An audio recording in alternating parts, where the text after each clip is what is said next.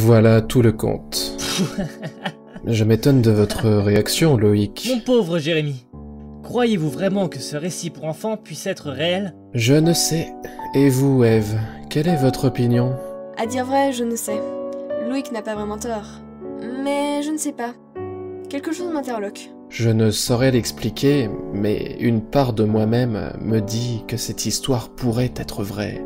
À ce propos, très cher, vous ne nous avez pas expliqué comment vous l'avez découvert. J'ai retrouvé un vieil écrit de mon aïeul.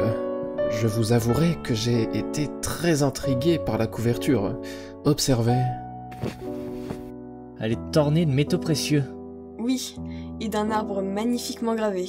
Votre aïeul était certainement très imaginatif pour écrire cette histoire. Néanmoins, cela reste un simple conte. Dans ce cas, pourquoi l'avoir caché sous le plancher du grenier? Pourquoi ne pas l'avoir mis dans la bibliothèque parmi les autres livres, afin que chacun le lise à sa guise?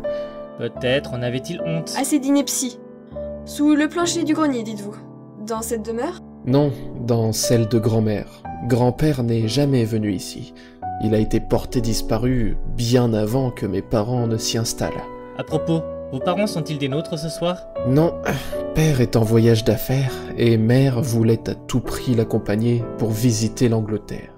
Mais que diable faisiez-vous pour fouiller sous le plancher? Mon coupe-papier s'était fiché dans la latte du plancher. En le ramassant, les deux sont venus ensemble. Soit, mais j'en reste convaincu. Tout cela est absurde. Ne soyez pas obtus, Loïc. Pourquoi l'homme ne pourrait-il pas vivre sous terre? Allons, vous n'allez pas donner foi à ces Ce idées. n'est point ce que je dis. Mais la probabilité d'une telle chose n'est pas nulle. Content de vous l'entendre dire, Eve. Mais c'est complètement insensé. À croire que vous êtes tous des excentriques dans cette famille. Loïc! Navré Jérémy. Ce n'est rien. Allons souper. Je pense qu'Agnès a fini de préparer le repas. Jérémy? Oui? Pourrais-je... À vrai dire, je sais très étudier ce livre. En tant qu'historienne, je pourrais sans doute découvrir quelques secrets. Faites comme il vous plaira. Je l'ai déjà lu une 20aine de fois.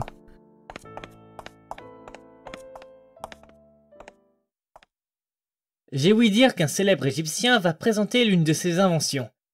Voudriez-vous que nous y assistions? Jérémy, Pardon? vous rêvez, mon cher. Excusez-moi, vous disiez? Nous disions que vous rêvassiez à table.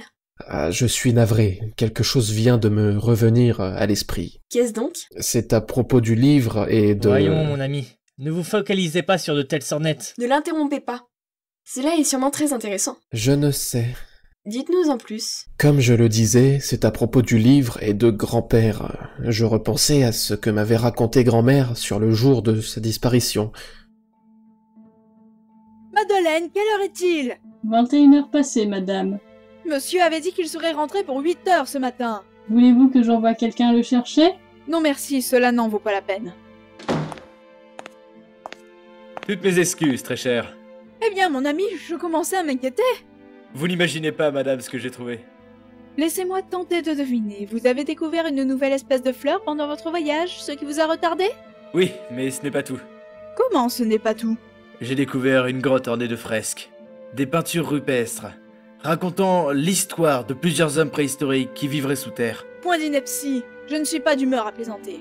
Ce n'est point une ineptie, mais la pure vérité. Rendez-vous compte, il s'agit d'une civilisation encore inconnue. Êtes-vous sûr de ne pas avoir mangé un curieux champignon lors de votre voyage? Certain. Pourquoi cette question? Parce que vous délirez, mon cher. Cela est tout bonnement improbable. Madeleine, accompagnez monsieur jusqu'à sa chambre et faites appeler le médecin de famille, je vous prie. Très bien, madame. Il n'en est rien. Je vais très bien et je sais ce que j'ai vu. Allez donc vous allonger, mon cher. Nous en reparlerons demain, lorsque vous aurez repris vos esprits. Grand-père et grand-mère sont allés se coucher dans leurs chambres respectives. Le lendemain, grand-mère et le médecin sont allés le voir dans sa chambre. Romuald, êtes-vous réveillé? Je vais entrer. Romuald? Romuald? Grand-père avait disparu et nul ne l'a jamais revu. Il est sans doute parti à la recherche de ce monde pour prouver ses dires.